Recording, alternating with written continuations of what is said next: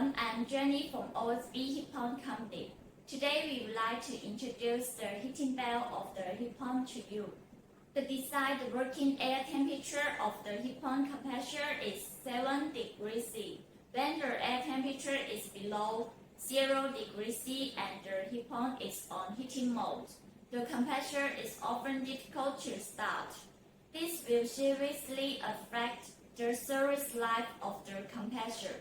In order to solve this problem, adding heating belt to the compressor housing and the chassis of the heat pump unit is the best choice for you.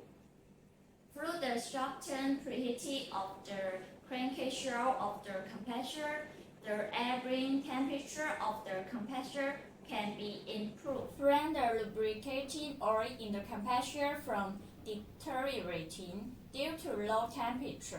In addition, heating belt on the chassis to help melting the ice, make it easy to drain out all water from the holes on the button, so as to ensure the heat pump keep working at even minus 25 degrees C. If you are interested in our heat pump products, welcome to contact us. Thank you.